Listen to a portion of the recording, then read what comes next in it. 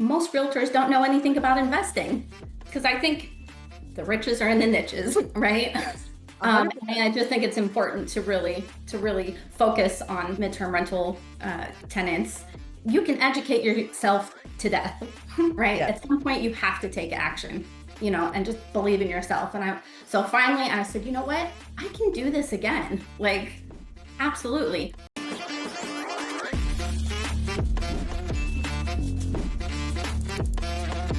What if you could stop chasing weekend guests and start earning consistent income 1 month at a time? I'm Vivian Yip, host, investor, and founder of Crew Homes and the Hestia certification. And I believe there's a better way to build wealth through real estate. Welcome to the Midterm Rental Movement podcast, where I sit down with real hosts from all walks of life who are building real wealth with furnished rentals without burning out. You'll hear how they got started, where they invest, and how they've made the shift from Airbnb stress to sustainable, scalable income.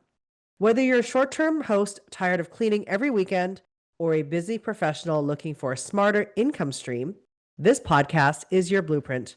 Ready to join the movement? Subscribe now, and you've got a great, fully furnished home listed for free at crewhomes.com. That's CRUhomes.com. Because real freedom starts with real income 1 month at a time. This is why the pros don't rely on Airbnb alone. If you're still only using Airbnb or VRBO without any software connected, you are putting your entire business at risk, especially if you're hosting extended stays, because at that point, you're not just offering vacation rentals anymore. You could be creating tenancy issues without even knowing it. And if you're not collecting signatures on your innkeeper agreement, you are wide open. That's why I use API connected software like Journey. It automates everything from messaging and calendar sync to the check in process, deposits, and yes, even getting that innkeeper agreement signed automatically before every guest arrives. My cleaners get scheduled without me lifting a finger. Guests check in, pay, sign, and get support, all without me being glued to my phone. Use my link below to get your free demo appointment with Journey. And if you use my link, you'll get access to a special insider program with no onboarding fees, no property listing minimums, just simple automation that protects your business and saves your sanity. Go pro, go automated. Click the link and schedule your demo now.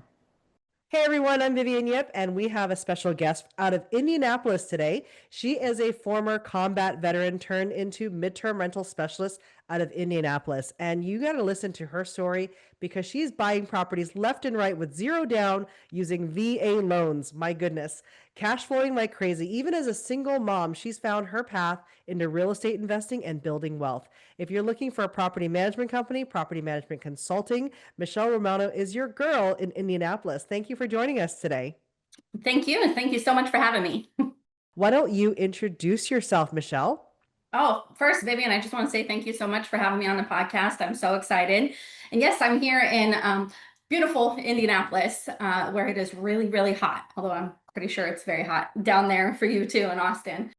Yeah, so I pretty much just got started. I was in the military, got out of the military, and what I did in the military was I was basically a combat medic. So the natural thing for me to do was to become a nurse. So that's what I did, and I did that for 15 years. Had always had something in the back of my mind that real estate interested me, and but I was very like, okay, no, I need to stick to the status quo, what people want me to do. And I found myself and my young son, I'm a single mom, living in a house that was too large. So before I even knew house hacking was an actual term, I decided I'm going to rent out a room. Well, being a nurse, it was kind of like a natural thing to do. Like, well, I know there's some travel nurses, and my mom was the one that actually suggested it, and that that suggestion literally changed the course of my life. I went from renting one room to a lady who was actually funny enough from Chicago. So she would go home on her, after she'd do her 3 12-hour shifts, she'd go home, back to Chicago. She'd be gone for a week. And I thought about it one day. I said, this lady is wonderful, by the way, because I love the midterm tenant. They definitely seem to be higher quality, just nicer in general tenants. And she was paying over half my mortgage. And I was like, Yep. well, I have another room. So I'm gonna rent another one. And so living in a 5 bedroom house, I house hacked the 3 bedrooms to travel nurses who I barely ever saw. And that really just lit a fire under me. That's Um, amazing. Wait, I have a question though, yeah, because I'm a parent. My kids are now teenagers. How old was was it a son or a daughter? son. How old was your son when you started introducing people into your home? So I would say he was probably 5 years old. So Hmm. I know some people are like, whoa, that's crazy. Now, mind you, I highly vet the people in my house. Yeah. I'm one of those big, but you can really get a sense of somebody when you have a conversation with them, and of course all the background checks, and I used to go one step further, like, let me go see what their social media is like, because I think you can tell a lot about somebody from their social media. I think that there are so many single moms out there that could absolutely learn how to house hack. Number Absolutely. one is you have to be comfortable giving up your privacy. Mhm. But number two, and this is where I think you could elaborate more on, is like, how do you vet a guest so deeply that you're comfortable having them in the same home as you and your 5-year-old? For sure. And I know I that's a question that I get pretty frequently. And I think some people are like, oh, I could never, put my child in. And I do think, of course, there is always risk in life, right? But I think for one, at the time, I only took other travel nurses. So, verifying their contracts, background checks, credit checks, eviction history, all the things, the checking their social media, and then really just I'm like I said, I'm a big gut person, and I think when you have pick up the phone, have a conversation with these people. Because people, you get to talking to them for a little bit and their true colors come Well, out. do you have any stories of when you're like, whoa, this is a deal breaker? Or has it mostly turned out to be good stories? No, actually, so I had one and I couldn't even put my finger on why I just didn't feel comfortable. And the lady just kind of, and she came off very nice, but I just had this, something's not right. And then she kind of just kept coming back. And then like over months, I'm like, wait a minute, what are you, why are you still here? Like a year later, like your contract should be up. And it was one of those things which I think is a big red flag and something that people should definitely pause if they hear it. She was started offering to pay double what I was asking for. Hmm. And I'm like, why would somebody do that? Right? I'm not, granted, I think that my house is great, but it's not the end all be all. Like there's plenty of other homes available that I was like, why is she so set on coming to my house? And what are the tenancy laws like in Indianapolis? Like if you didn't have that gut feeling and if you didn't have the experience to say that those are red flags, what is it like to get someone out of your house, do you think? Yeah, no, and it definitely can be an issue. I will say, Indiana is a very landlord friendly state, so Okay. I'm glad for that. But still, it's not necessarily an easy process, right? And you do have to go through a process. You can't just be like, hey, get out of my house.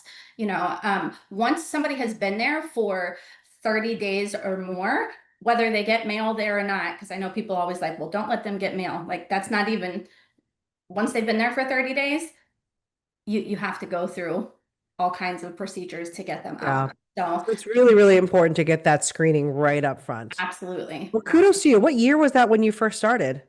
Gosh, it's been almost 4 years now.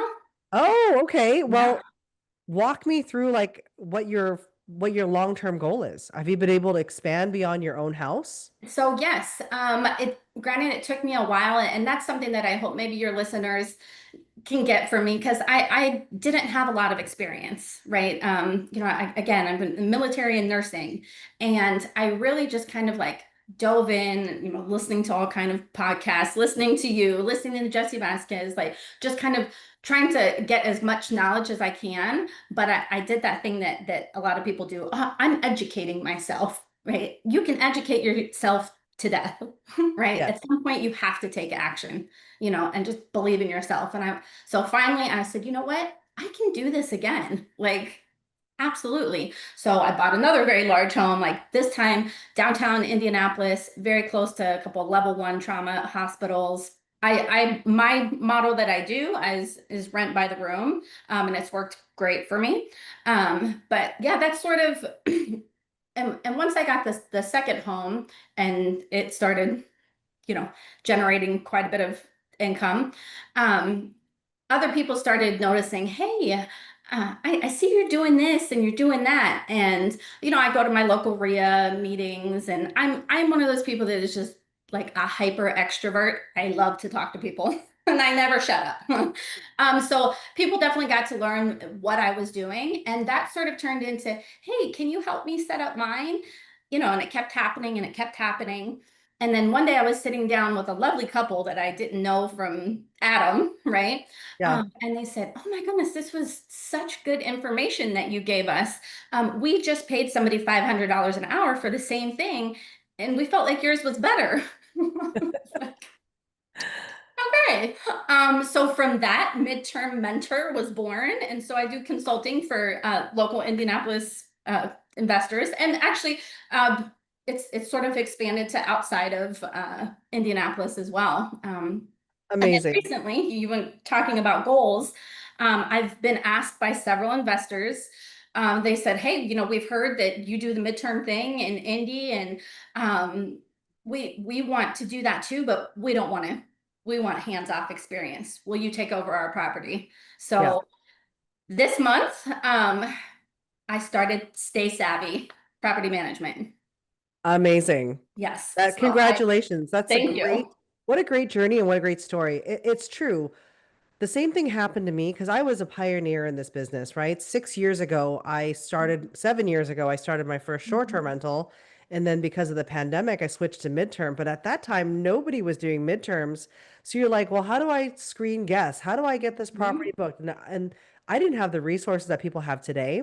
And I Right. wish I could have paid someone a consulting fee so that they can teach me the ropes. I actually didn't find myself a coach until about 2.5 years later.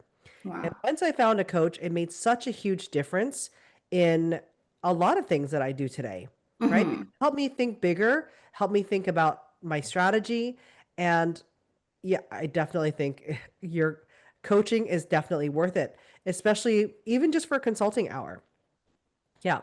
And I'm glad that you offer that. Yeah, I mean, and at first I was like, well, why would anybody want to pay me? And then I was like, wait, no, wait a minute. I've been doing this successfully for like 3 or 4 years now. Like, why Yeah. not? And you're a realtor too, right? Yes, I am, which definitely helps. Yeah, I'm a realtor as well in the Austin market, and I Okay. recently had a phone call from someone that said, "Hey, I heard about you that you do midterm rentals, and I'm looking at a property with my husband, and we want to turn it into a corporate rental, midterm rental." I said, "Okay," and she said, "Well, it's a 3 bedroom, 2 bath in Forest North community, which is a community, in Austin, Round Rock area." And I said, okay, isn't, because I flipped a house there before. I was like, isn't that a HOA restricted Uh-huh. community? And she said, yeah, it has a 6 month restriction, but I think I can do corporate rentals, no problem, right? And I said, if you've got a rental, whether it's short term, midterm, or long term, you need a solid insurance policy that's actually made for landlords. I use Steadily because it's fast, digital, and built for real estate investors just like us. No long phone calls, no back and forth, just a clean, modern way to get coverage. You can get a quote in under 2 minutes with Steadily.com. Again, that's Steadily.com, modern insurance for modern hosts. Check out the link below to get your quote today. Wrong.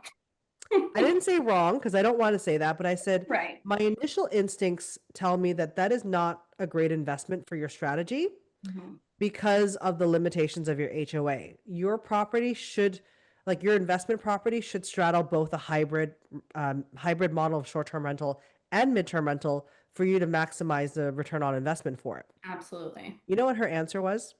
Uh-oh. That's not what my realtor told me.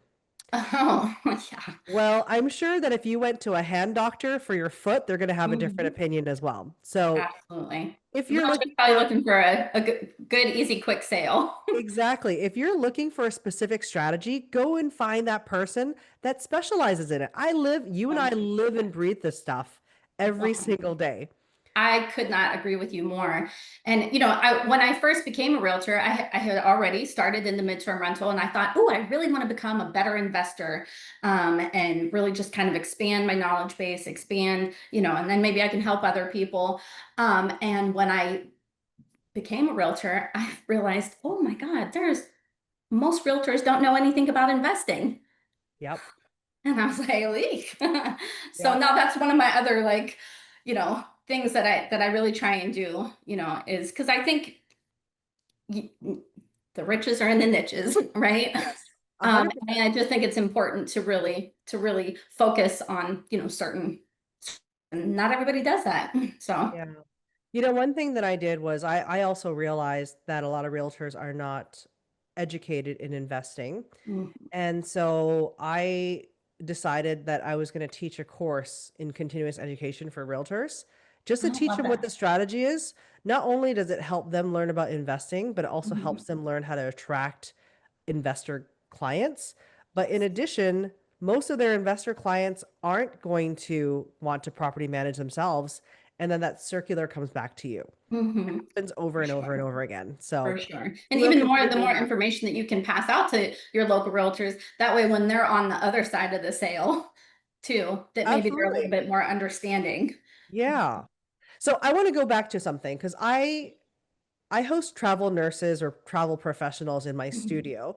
My Mhm. properties are much bigger and I'm not in it for the rent by room model. Just Mhm. a different level of effort for me. Right. So I'm curious, what works in your market? Like what is your buy box? What do you recommend to people to purchase if they want to do your strategy? So one of the things why I focus a little bit on buy the room, and I think it's important to have a hybrid. A couple of the properties that I'm going to be taking over are duplexes, and my recommendation is we do one side entire unit, the other side by the room, right? Because there is a need for both, right? But what I've noticed is, and I've had some other investors and friends in the area, that when they're trying to get midterm rental tenants and they've got their whole unit, they're having much more difficulty. And I speak with the my tenants frequently, and I pretty much always have 7 to 8 at a time. A lot of them are like, look, they're cutting our rates. You know, we're not making as much as we used to. Travel nursing is still definitely a thing, and I think people are like, oh, now that COVID is over, travel nursing is going away. No, it was a thing long before COVID. It will be a thing long after. But we did, and I can verify this as a nurse as well, that when COVID happened, the rates and the pay that we were getting were through the roof, right? Particularly for travel nurses. So, it's kind of like the housing rates when, when they were 2 and 3%, everybody was like, oh, this is great. And now that it's gone and they're back to more normal, people are like, oh, no, no, no, this is too much. So I think people got used to that pay, used to those rates. And so now they're kind of pinching their pockets a little bit more, and they don't want to pay. They want entire units, but they're not willing to pay entire unit pricing. So Yeah, I felt the same as well. There was times where I was getting 2,400 dollars a month on my mhm. studio. I Yeah. actually had one nurse from Seattle that was during that stayed with me for 5 months during COVID. She was making $24,000 a month. Mhm. But that COVID money is gone. So a Right. lot of the travel nurses that were making that kind of money, they've dropped out and just gone back to local contracts Hmm. because it's just too much money to pay for their housing back home and pay for Right. housing when they travel. Hmm. For sure. So, For sure. yeah. So what does the future look like for you? Are you going to buy more properties? Yes, for sure.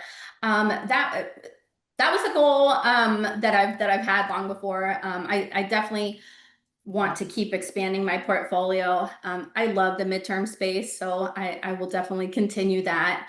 I am looking to do a couple of flips, but I also want to, you know, I don't want to be a jack of all trades and master of none. So right now, my focus is definitely the MTRs, and now just growing this property management company. Why did you decide to do property management as opposed to co-hosting? That's a good question, and I go back and forth. And I think, the investors that have asked me, most of them are out-of-state investors, and they kind of need that whole comprehensive, like, well, we need somebody when the maintenance, on the maintenance side. And, I'm such a bleeding heart. I'd love to. I'm like, you know what? I will, because initially I thought, okay, I'll just do the co-hosting. But I thought, you know what? I can do it all. I think a lot of people don't realize what the difference between co-hosting and property management is. Mhm. Are you able to elaborate on the differences? Yes, and I think the important thing, and particularly, I know it varies state by state, but I can say here in Indiana, to be a property manager, you do have to have a real estate license.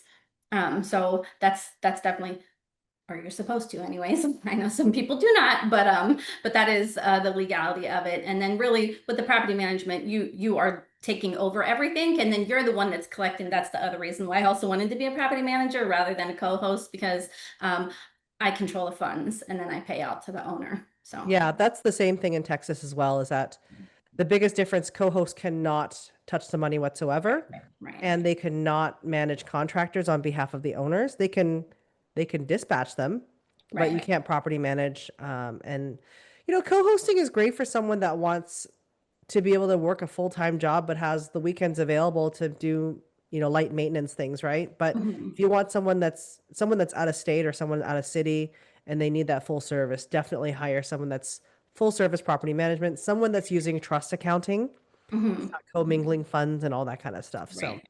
but I wanted to go back to our conversation just a few minutes ago. I don't think you ever said what your buy box was.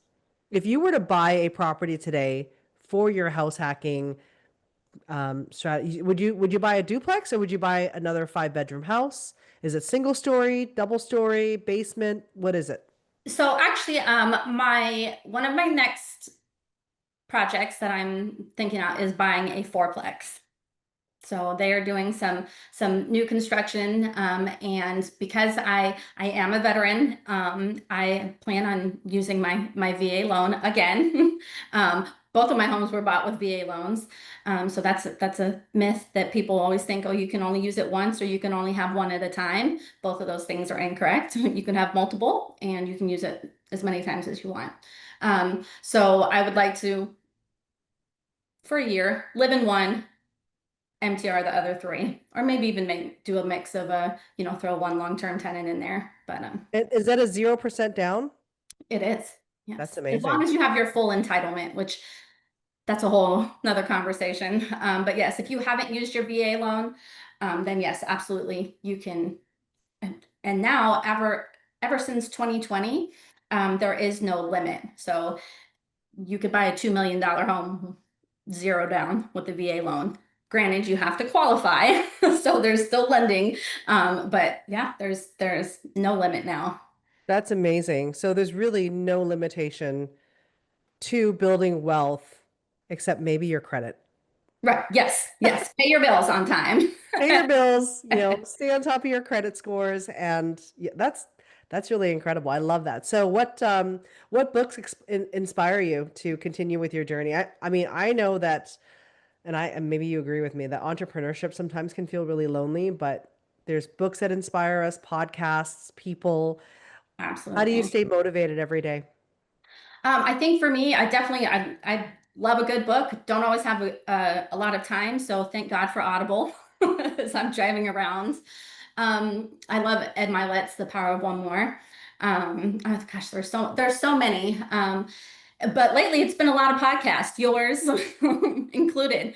Um, I think though you're right. It can be a lonely road, but I think it is so important to really watch the company you keep. I think when you surround yourself with like-minded people, it can make such a big difference. I know for me, joining the War Room, which is a military real estate related mastermind, has been another game changer for me, because talk about people that are just so like you, because us military people, we're a little off. No, I'm kidding. We just have so many things in common. And then when you take that plus real estate investing, I've been so fortunate to have found this group and just constantly, interacting with them and other people. And yeah, I think your network is definitely your net worth.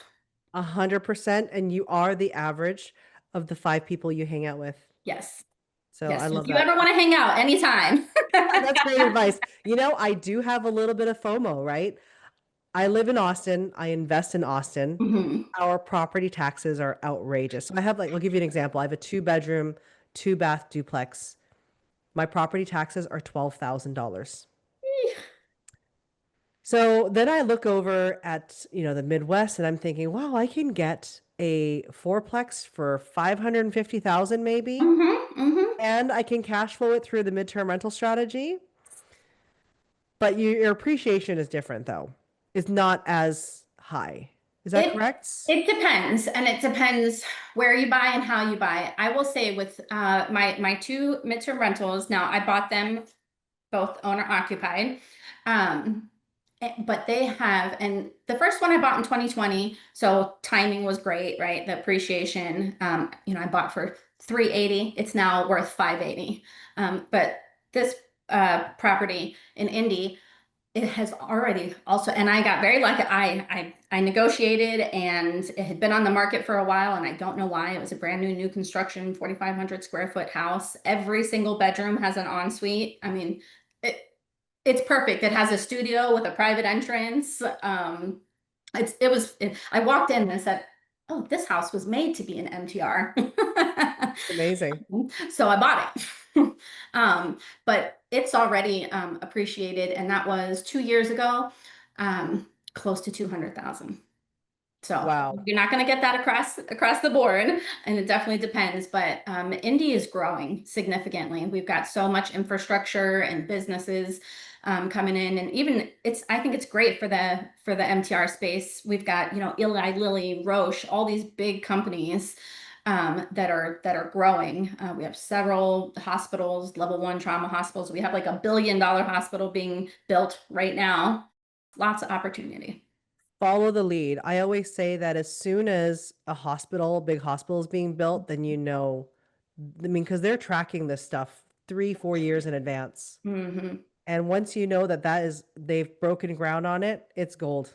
Yeah, for So sure. no more speculating, it's happening. So Right. well, thank you so much, Michelle. I really appreciate you being with us today. Thank you. And I look forward to seeing your journey grow.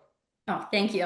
I appreciate you for having me. Welcome to the Ark Watchtower. Do you know what the major online travel platforms actually cover? Most hosts don't until it's too late.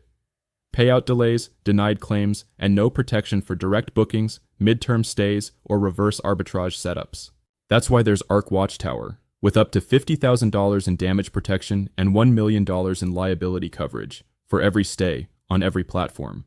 It's automated, platform agnostic, and built for today's operators, from short-term hosts to mid-term rental pros and reverse arbitrage managers placing insurance or corporate guests. Sign up today in 60 seconds. No forms, no gaps, just real protection.